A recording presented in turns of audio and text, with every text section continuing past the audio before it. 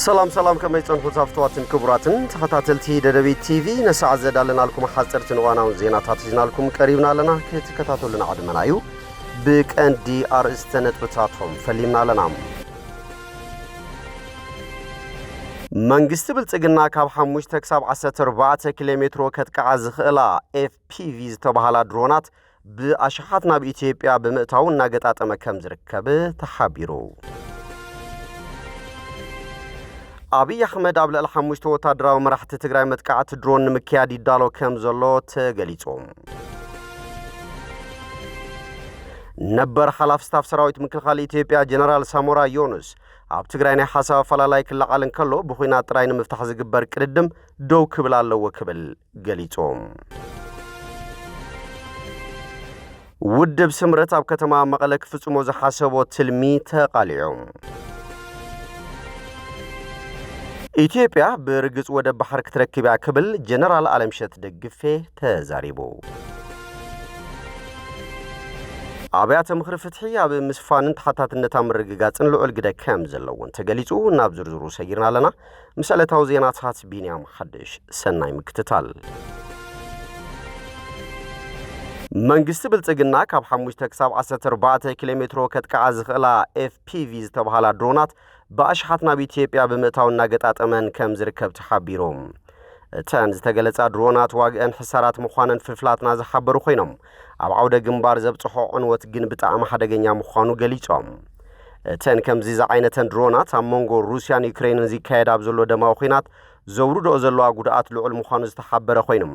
መንግስቲ ብልጽግና እውን ኣብ ዝሓለፈ 2 ሰሙን ኣብ ከባቢ ጋሸና ኣብ ልዕሊ ዕጡቃት ፋኖ ተጠቂሙለን ኣብ ንኡሳን ኮማንድ ፖስትን ጉጅላው ዕጥቅን ፋኖ ከቢድ ክሳራ ከም ዘብጽሐን ተረጋጊጾም እነዚህ መሰረት ብምግባር ብርክ ዝበሉ ጉዱሳት ተጋሩ እዘን ድሮናት ኣብ ትግራይ እውን ተማሳሊ ክሳራ ከየውርዳ ስጋኣቶም እናገለጹ ይርከቡ ቅድሚ ኩናት ምጅማሩ ንነባር ጭርሖና ብብልክዑ ክንፍትሾለና ዝበሉ ገለ ወሃብቲ ርእይቶም ከበድቲ ብረታት ንምቁጽጻር ዝኸፈልናዮ መስዋዕቲ ኣዝዩ ከቢድዩ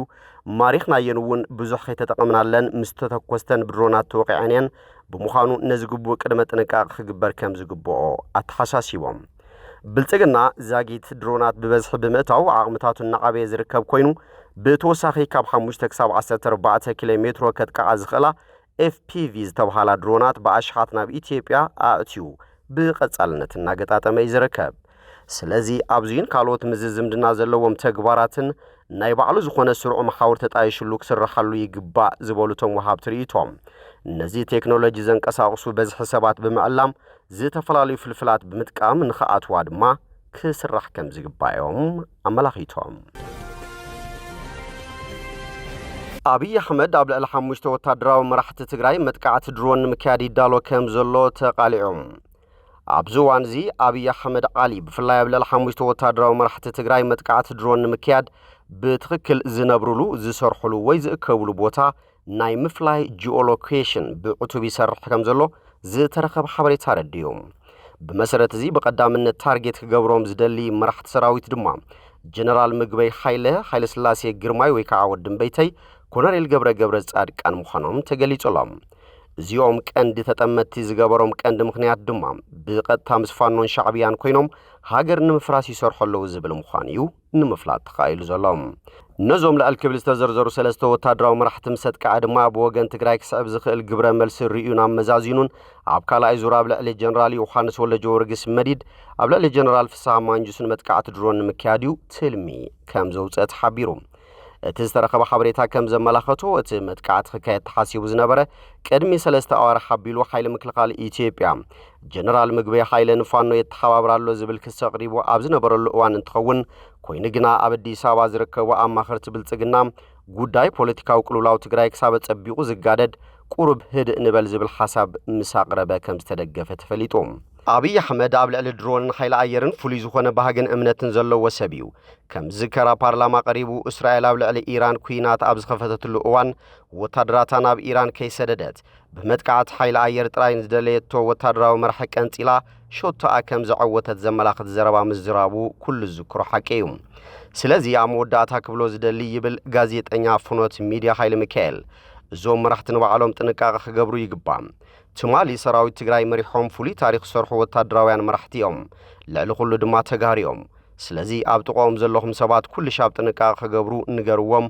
እቲ ካልእ እንታይ ከየምጽኡ ዝብል ነገራት ኣቃሊልካ ምርኣይ ዋጋ ከይኽፍል ምጥንቃቄ ይድሊ ድማ ተባሂሉሎም ብተወሳኺ ኣብ ልዕሊ እቶም ኣብ ሸረሪና መንጎ ምዕራብ ትግራይን ሱዳን ዝርከቡ ኣባላት ኣርሚ ሰብዓውን መጥቃዕቲ ድሮን ምክያድ ትልሚ ከም ዘሎ እዩ እቲ ዝወፅእ ሓበሬታ ዘመላኽት ነበር ሓላፍ ስታፍ ሰራዊት ምክልኻል ኢትዮጵያ ጀነራል ሳሞራ ዮኑስ ኣብ ትግራይ ናይ ሓሳብ ፈላላይ ክለቃልን ከሎም ብኹናት ጥራይ ንምፍታሕ ዝግበር ቅድድም ደው ክብል ኣለዎ ክብል ገሊጾም ጀነራል ሳሞራ ነዝገለጸ ምስ ጋዜጣ አዲስ ዘመን ኣብ ዝገበሮ ቃለ ምሕተት ኮይኑ ተዓወት ተሰዓር ኩናት ፈጺሙ ጥዑም ኮይኑ ይፈልጥን ክብል ገሊጽዎም ጀነራል ሳሞራ ዮኑስ ክሳብ ሕጂ እቲ ኩናት ህዝቢኡ ተሸኪምዎም ከምዚ ዝበለ ከቢድ ጌጋ ክድገም የብሉን ኣብ ትግራይ ናይ ሓሳብ ፈላላይ ኣብ ዝፍጠረሉ እዋን ብኹናት ጥራይ ንምፍታሕ ዝግበር ቅድድም እውን ደው ክብል ኣለዎ ይብል ሓላፍ ስታፍ ሰራዊት ምክልኻል ኢትዮጵያ ነበር ጀነራል ሳሞራ ቅድም ክብል ዝተፈጸመ ከቢድ ጌጋ ንህዝቢ ትግራይ ዋጋ ኣኽፊልዩ ሕጂ ህዝቢ ትግራይ ኩናት ያእኽሎ ናብ ኩናት ዝወስድ ዝንባለ እንተሃለወውን ህዝቢ ክቕበሎ የብሉን ዝብል ሓሳብ እዩ አንጸባሪቑ ዘሎ ቅድም ክብል ዝነበሩ ጸገማት ብዘተ ክፍትሑ ዘይምኽኣሎም ዝተወልዐ ኩናት ኣብ ልዕሊ ህዝቢ ትግራይ ከቢድ ጉድኣት ኣስዒቡ እዩ ህዝቢ ክሳብ ሕጂ ጾር ናይቲ ኩናት ተሰኪሙሎም ከምዚ ዝበለ ከቢድ ጌጋ ክድገም የብሉን ክብል እውን ወሲኹም ተዓወት ተሰዓር ኩናት ፈጺሙ ጥዑም ኣይኮነን ኣብቲ ኩናት ብዙሓት መናእሰይ ህይወቶም ሲኢኖም ኣደታት ተጎዲአንን ተጨኒቐን ስለዚ ህዝቢ ናብ ተደጋጋሚ ውግኣት ክጉተት የብሉን ኣብ ትግራይ ዝኾነ ይኹን ዘይምርድዳእ ኣብ ዝፍጠረሉ እዋን ብኩናት ጥራይ ንምፍታሕ ዝግበር ቅድድም እውን ደው ይበል ክብል እዩ ሓሳብ ሂቡ ፍልልያት ብሰላማዊ መገዲ ጥራይ ክፍትሕ ኣለዎ ኣብ ዝብል እምነት ጸኒዕና ክንጸንሕ ኣለና ጀነራላት ኣብቲ ዞባ ኩናት ክካየድ ዝብል ጭብጢ ዘይብሉ ወረ ክዝርግሑ ይሰማዕ ኣለኹም እዚ ውልቃዊ ርእይቶም ክኸውን ይኽእል እዩ እቲ ዝብሎ ዘለኹ ግን ሓቀኛታት ኣገልገልቲ መንግስቲ እንተኾይኖም ኣብ ትግራይ ዘሎ ኩነታት ጸጥታ ምፍታሕ ቀዳምነት ክገብርዎ ኣለዎም ክብል እዩ ንጋዜጣ አዲስ ዘመን ሓሳብ ሂቡ ዘሎ ውድብ ስምረት ኣብ ከተማ መቐለ ክፍጽሞ ዝሓሰቦ ትልሚ ተቓሊዑ እቲ ሓጺር ትልሚ ሚድያን ኮሙኒኬሽንን ፖለቲካዊ ውድብ ስምረት ኣብ ዝብል ጽሑፍ ሰፈር ሓሳብ ከም ዝሓበሮም ኣብ ከተማ መቐለ ብማሕበራዊ ሚድያ ሓዊሱ ማዕበላዊ ምንቅስቃስ ህዝቢ ብምፍጣርን ኣብ ሓጺር እዋን ለውጢ ክምዝገብ ኣለዎ ዝብል እዮም ኣብ ከተማ መቐለ ኣብ ቀረባ መዓልትታት ኣብ ኩለን ክፍለ ከተማታት መላእ መናእሰይ ምሁራት ሰብ ሃብቲ ሓረስታይ ከተመታይ ብምልዓል ኣነ ይፈልጠልካ ዝብል ተሓሳስባ ዝሓዘ ጉጅለ መሊኡ ካብ ዞባና ክጽረገሉ ኩነታት ንምፍጣር እታ እንብህጋን መሰልን ናጽነትን ዜጋታት ብዝለዓለ ብርኪ እተኽብር ዝተማልአ ሰናይ ምምሕዳር ዘዓሰላ ሰላማውን ድሕነታን ዝተሓለወትን ልዕልነት ሕጊ ብተግባር ዝተረጋገጸላ ብሓፈሻ ሰብኣውን ዲሞክራሲያውን መሰልን ናጽነትን ዜጋታት ከይተሸራረፉ ዝኽበረላ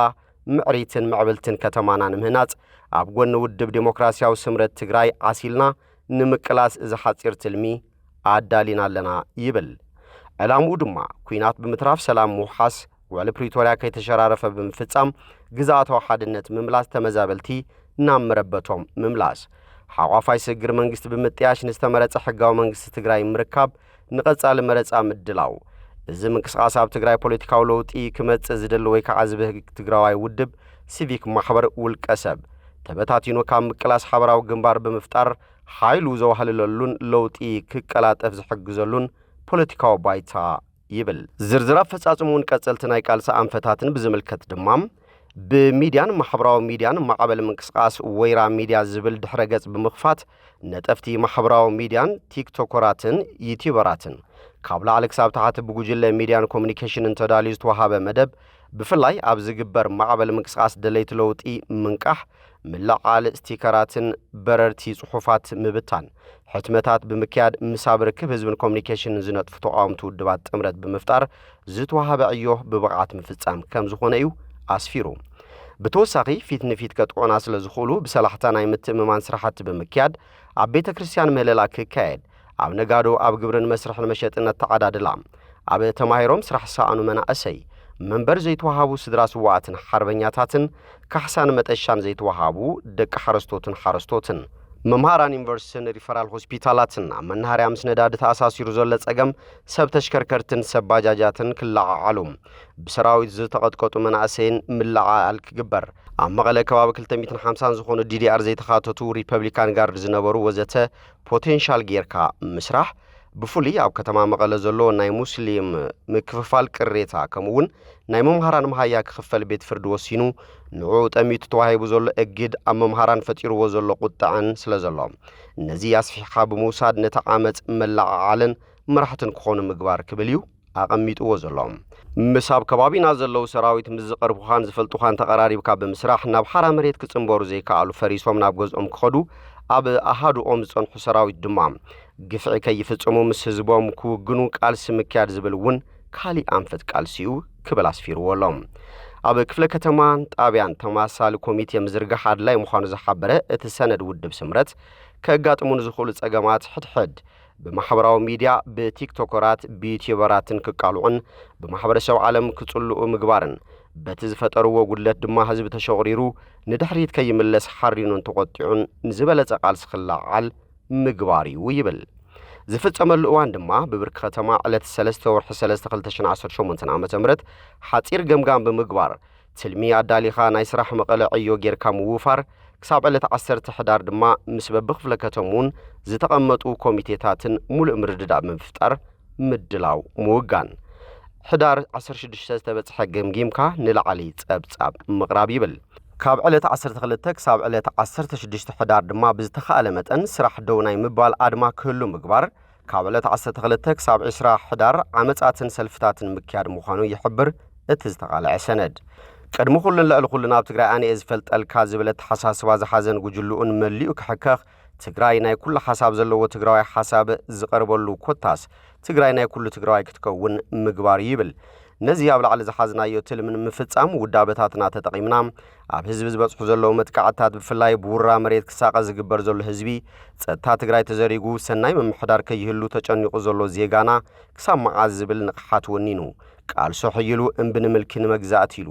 ህዝባው ናዕቢ ክውላዕ ነቲ ዘውፀናዮ ትልምን ከምኡውን ብላዕሎት መራሕትና ዝወሃበና ሓበሬታን ተወሳኺ ኣንፈትን ነኺስና ብምፍጻም ኣብ ሓፂር ግዜ ህዝባው ናዕቢ ንምውላዕ ምዃኑ ድማ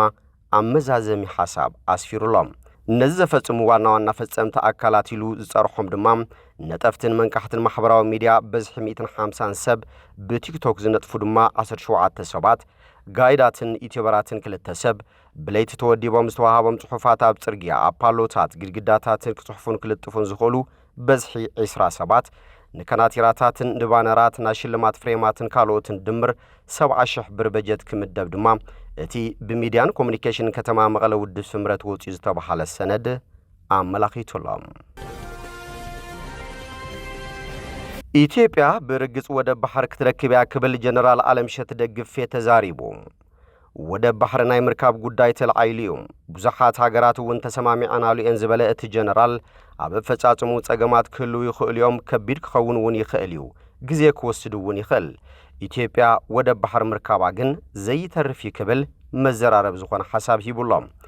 እዚ ዓብይ ህዝብን ዓብይ ሃገርን ከዕፈና ይኽእልኒ ወደብ ባሕር ክንረክብ ኢና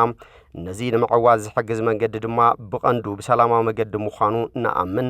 እዚ እንተተረጋጊጹ ሓይሊ ባሕርና ክንሕይል ኢና ምምስራት ሓይሊ ባሕር ድማ ንሃገራዊ ረብሓ ኢትዮጵያ እዩ ዝበለ ጀነራል ኣለምሸት ደግፌ ወደብ ባሕር ምስ ረኸብና ቀስ ብቐስ ክንሕዞ ኢና ዝብል ጉዳይ ዘኽይድ ኣይኮነን ምድላዋት ክንቅጽል ኢና ክነሰልጥን ኢና ኣጽዋርና ክነዳሉ ኢና ወደብ ባሕር ምስ ተረኸበ ድማ ሓይልታትና ክነዋፍር ኢና ብወቢልና ድማ ናይ ገዛእ ርእስና ሃገራዊ ረብሓታት ክንሕሉ ኢና ክብል ምዝራቡ ንብዙሓት ኣገሪሙሎም ኣብያተ ምኽሪ ፍትሕያ ምስፋንን ተሓታትነታ ምርግጋጽን ልዑል ግደ ከም ዘለዎን ተገሊጹ እዚ ዝተሓበረ ቤት ምኽሪ ወረዳ ሕሳ ኣፈጻጽማ ስራሕ ቀዳማይ ረብዓ ዓመት 2018 ዓመተ ምህረት ቆምቲ ኮሚቴ ወረዳን ጣብያን ኣብ ዝገምገምሉ እዋን እዩ ኣብቲ ገምጋማዊ ዘተ ተረኺቦም መልእኽቲ ዘመሓላለፉ ኣፈ ጉባኤ ወረዳ ሕሳ ኣይተነጋስ ተኽለኸም ዝገለጽዎም ተሓታትነት ምርግጋጽ ምንጋስ ሰናይ ምምሕዳር ምስፋን ፍትሕን ውሑስ ሰላማ ምምጻን ጥንካረ ኣብያተ ምኽሪ ወሳኒ ኢሎም ብደረጃ ትግራይ ስሩዕ ቤት ምኽሪ ዘይምህላው ተተሓይዙ ነቲ ኣብ ወረዳ ዘሎ ቤት ምኽርና ስርዓት ዘለዎ ስራሕ ንኸይሰርሕ ይጸልዎ ዝበሉቶም ኣፈ ጉባኤ ስሩዕ ቤት ምኽሪ ንኽትከልን ህዝብና ሰላምን ፍትሕን ክረክብ ኣብያተ ምኽርታትና ጠንኪረን ክሰርሓ ኣለወን ክብሉ ገሊጾም ሓላፊ ጉዳይ ኢኮኖሚ ወረዳ ሕሳይ ተገብረ እግዚአብሔር ገብረ ህይወት ብወገኖም ኣብያተ ምኽሪ ትካላዊ ሕግን ኣሰራርሓን ብምዝርጋሕ ምስ ፈጸምቲ ኣካላት ጥቡቕ ርክብ ብምፍጣር ተሓታትነት ክረጋገጽ ኣብ ምስራሕ ዝለዓለ ግደ ኣለወን በአንጻሩ ኣባላት ቤት ምኽርን ቆምቲ ኮሚቴታትን ድኹማት ጽዕንቶ ፈጠርትን እንተዘይኮይነን ልዕልነት ሕጊ ተሓታትነት ክጓደልን ሕጊ ኣልውነት ክነግስን ይኽእል ይክብል ገሊጾም ካብ ዝተፈላለዩ ጣብያታት ወረዳ ዝመጹ ቆምቲ ኮሚቴታት ዝተፈላለዩ ርእይቶታት ዘቕረቡ ኮይኖም እቲ ናይ ላዕሊ ፖለቲካዊ ቀውሲ ዝወለዶ ቤት ምኽርታት ካብ ህዝቢ ምግላል ወጽየን እንታይ ተባሃለ ተስፋ ምቁራጽ ብዝመስል ትልመዳሊኻም ግዜ ሰሌዳ ውጪኻ ኣብ ሰላም ልምዓትን ሰናይ ምሕዳርን ኣብ ምምጻእ እናሰርሕና ይኮናን ክብሉ መግላጾም ርክብን ሓበሬታን ወረዳ ሕሳኣ ጸብጺቦም እምባር ከስፍተዋትን ክቡራትን ተኸታተልቲ ደደቢት ቲቪ ነሰዓት ዘዳልናልኩም ዜናታት ነዚኦም ይመስሉ ስለትምክታልኩም ኣመስጊና ብኻልኦት ክሳብ ንራኸብ ሰሰናይ ንዓኹም